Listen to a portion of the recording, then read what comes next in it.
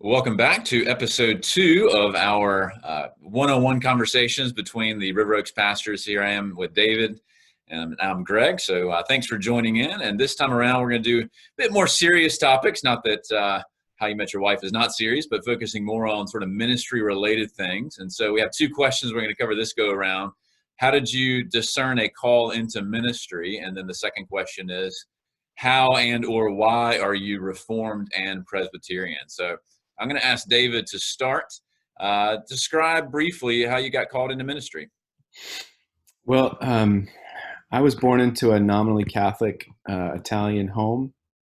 My mom was saved when I was 6, and we started going to a Baptist church. From the time I was 6 years old, we were in church 3 times a week, and sort of grew up. My first memories are sort of church memories, and I can remember my mom tells me that we used to come home from Sunday night service, and I would stand on the hearth of the fireplace and get our Bible and wave it around like imitating the pastor, pretending to be the pastor preaching. This is when I was really young. And eventually in high school, we took a missions trip to Nova Scotia as a youth group.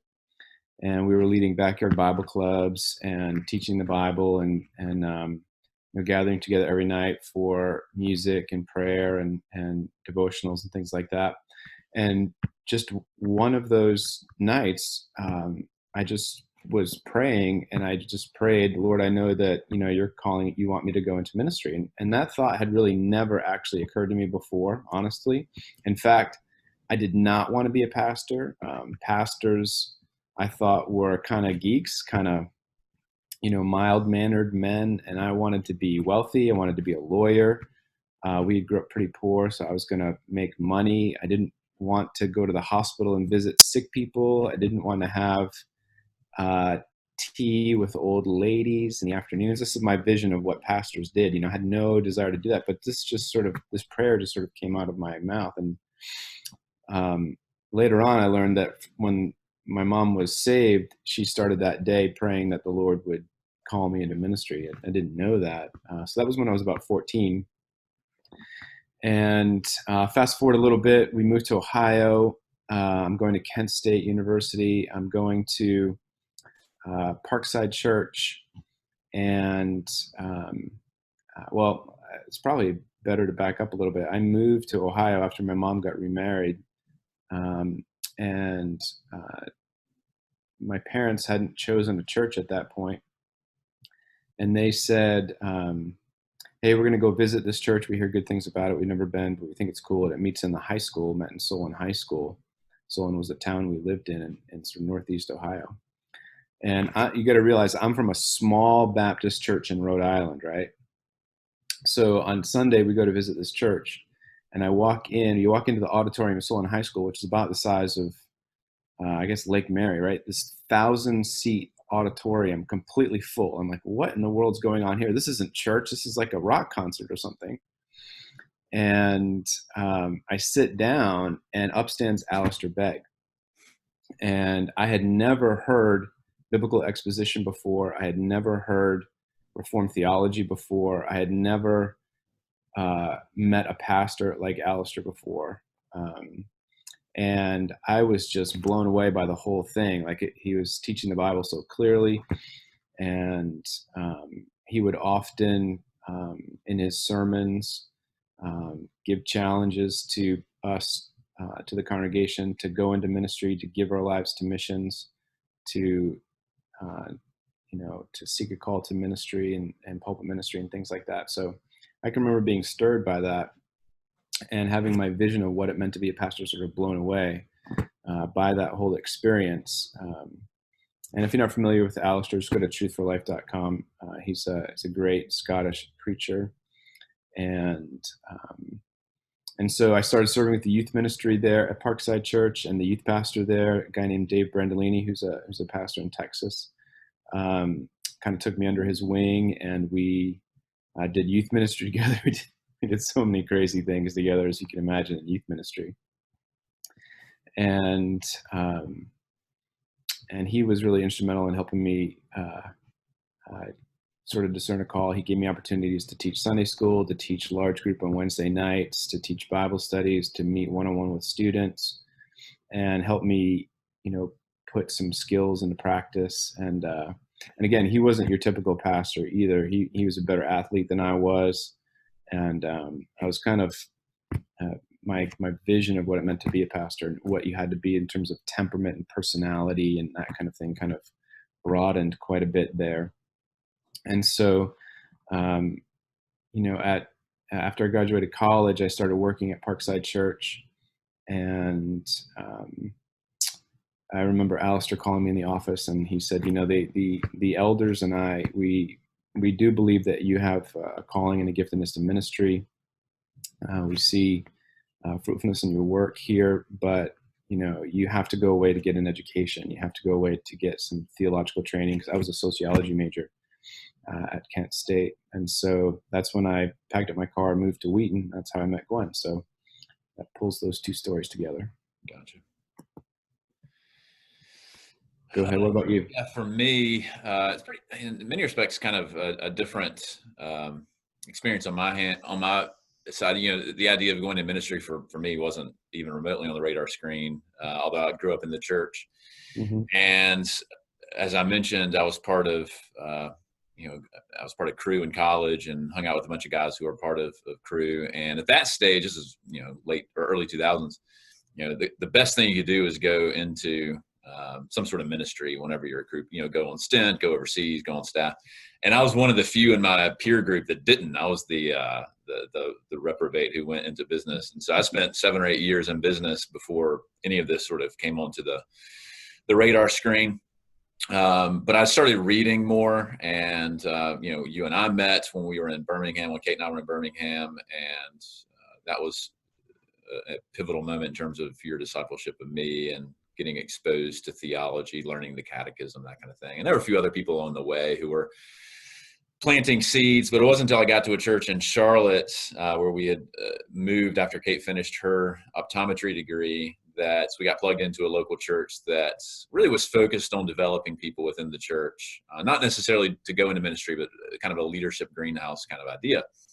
And so I ended up serving on the missions team, teaching Sunday school, helping lead a small group. And that was the first time I'd ever done any of that kind of stuff, actually, like standing on my feet teaching, mm-hmm. leading a Bible study as opposed to just participating and half paying attention, and discovered that I liked it.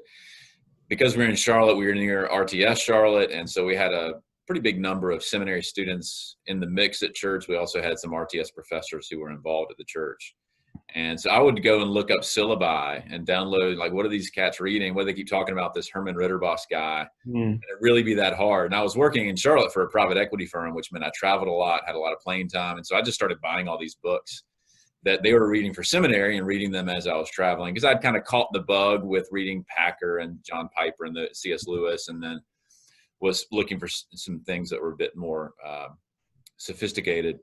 And so I was reading those books and getting more involved with this church, and really still didn't have much of an internal call towards vocational ministry, but people were telling me I should, including the pastors on the staff of this church, Uptown Church, Charlotte. And so over time, the external call became pretty loud, including from my wife, and people kept telling me, you seem to be gifted, you seem to be interested, why don't you consider full-time ministry? And I kept saying no. But eventually I did take a night class at the seminary just to kind of test that out. And I changed jobs, but reached a point where the internal calling was sufficiently there. I was like, well, I should push on this door and see if it opens. So I enrolled full-time at RTS. And at the time, it was to explore going into just full-time pastoral ministry. But I was interning for the guy who's now the president of RTS Charlotte. And he was this guy named Mike Kruger, was a very good model for me in terms of what does it mean to be a churchman, but also to be a scholar. And so about a year into seminary, that's when I developed the additional desire to go and pursue PhD work and consider that as well under his tutelage. And so about a year later, I was we were heading off to England, and then came back here. So it was quite a big turning point for me to shift from the business world to a ministry calling. And it took a while for my internal call to catch up with the external call, but that's that's kind of how it happened for me.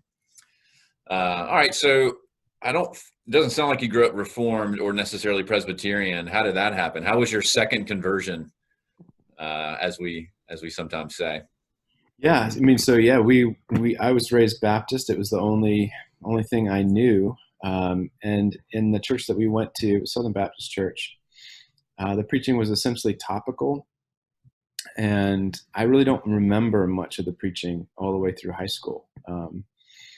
And when we moved to Ohio, and I started attending Parkside Church, I started hearing Alistair systematically, consecutively working through books of the Bible, and he would quote Calvin quite a bit in his expositions. He would quote Calvin's stuff, but not too terribly a lot. I just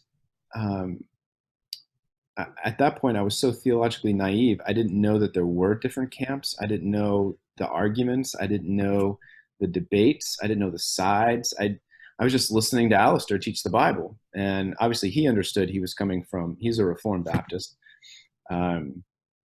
But when I left Parkside after 6 years or so and came to Wheaton, I was doing a master's in systematic theology. My first class was Calvin's Institutes. So I got to read Calvin's Institutes with a Presbyterian guy, with the guy who was a teacher. He was a PhD, but was also a Presbyterian minister.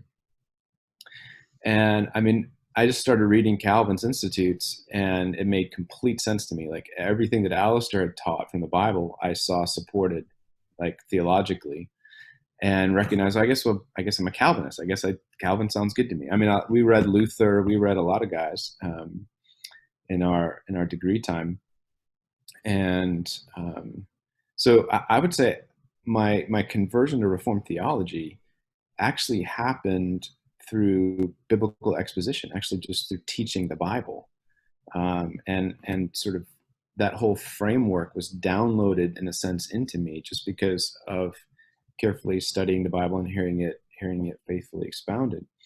And so when I started reading different views and different theological positions in graduate school, it was clear what side I was on. But I wasn't on a particular side because I liked Calvin in particular, or grew up that way, or it was spoon-fed to me in some way. It was just because of what I read in Reformed theology squared with what I read in Scripture. So that's basically how I came into Reformed theology.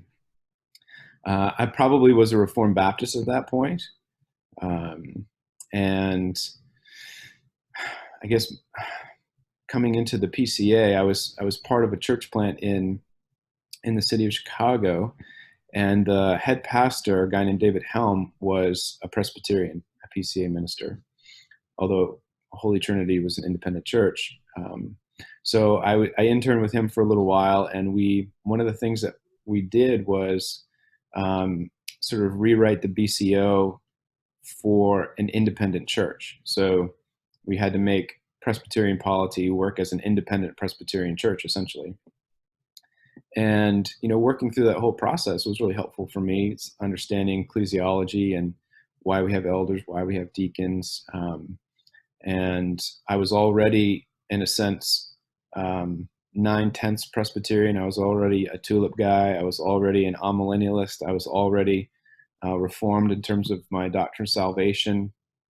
I was already, the church is the new Israel. I was already there, and there's always this last little sticking point of infant baptism, right? And once you're convinced of the whole system of the covenant, and that you recognize that we're under essentially the Abrahamic covenant, and Christ fulfilled the Abrahamic covenant for us, well, then it's a pretty easy step to say, well, what do people do under the Abrahamic covenant with their children, right? And are they not members of the covenant? Are they not members of God's people? And how could old covenant children be in a better position in terms of their relationship to God than new covenant children. That's not possible because it's always better in the new covenant. So I read a book by Greg Bromley called Children of Promise, and that was really helpful for me. Actually, Romans 6 was really helpful for me because I began to understand in the first part of Romans 6 that baptism actually pointed to our union with Christ's death and resurrection, rather than sort of the outward evidence of our own death and resurrection. And as soon as that tripped, then it was over. And I was like, yeah, that makes total sense to me. Gotcha. Cool. I guess my conversion to Reformed theology happened before I even knew what it was, in kind of a similar way. Although I think I grew up in the Moravian church. My parents are still part of the Moravian church, and it's not particularly prominent in Florida, but it is technically part of the broader Protestant Reformation, coalition, so to speak, of Reformed denominations. And actually, it's one of the oldest in many respects. Goes back to even before Luther with their martyr Jan Hus. And so the Moravian Church was actually, in terms of baptism, in terms of covenant theology, in terms of salvation theology, and so forth, is and always has been Reformed. But they're not super strong in sort of making that up front. They don't. It's not a particularly doctrinal denomination. It depends, or it tends to be a bit more sort of pietistic in terms of your practices, and missions as well. And so I didn't really know there was a whole bunch of people sort of thinking theologically. I didn't know that was a thing until I got to college, and I was part of a PCA, Presbyterian church in Chapel Hill called Church of the Good Shepherd. And they actually had a massive college ministry, probably 100 students from UNC, Duke, NC State, because you have all these Tobacco Road schools right there in that area. And he has his own church now, but the campus pastor, or the college pastor at the time, he was quoting Bavinck, he was quoting the Confession. And so actually, I think I still somewhere have this notebook where I went and I was like, what are these things? I've never heard of this Westminster thing. And I actually printed them all out, have them in a binder, and I was reading through them, taking notes on them. I got a Reformation study Bible, and I was reading through that stuff. And so that's really when I realized that I was actually Reformed and didn't know it. And that's where I realized, wait, there's actually like this stuff called doctrine. And I was there were these students there who were just running circles around me in terms of the Bible knowledge they had and the books they had read, and name dropping Calvin. I didn't know who he was. So for me, it was tremendously enriching to even know that existed. And so I didn't really need to be converted to Reformed theology because I kind of grew up with it. I just didn't necessarily know it. But in terms of becoming Presbyterian as opposed to Moravian, it was mainly through a series of churches that I was involved in, starting with Good Shepherd in Chapel Hill, then, as you know, In-Town Church, which was in Atlanta, as a PCA church, Briarwood, where you and I met, in Birmingham, and then this church uptown. I spent some time in Anglican churches, and actually in college, a couple years we were at a Baptist church, but becoming Presbyterian was sort of a natural outworking of the system of doctrine. In fact, reading Calvin one summer, or the Institute, was a big deal for me. And what I particularly like about it, not only do I think it's the most faithful, putting into practice what Scripture teaches, but there's just a tremendous amount of wisdom in the system. Not perfect, our denomination is not perfect, but the longer I spend on this side of it, as opposed to just being a layperson in a PCA church, the more I've grown to appreciate, despite the challenges that we do face, the wisdom of a Presbyterian system of church government and that kind of thing. And so I actually like the BCO and enjoy elements of it, and how it tries to control against the weaker tendencies of abuse of power and what can happen in unchecked solo pastor being the guy in charge, that kind of thing. So for me, that was kind of my story. Yeah. Cool, man. All right. Well, this is the end of episode 2. Next go around, we'll talk about some other fun stuff, and thanks for tuning in. Take care.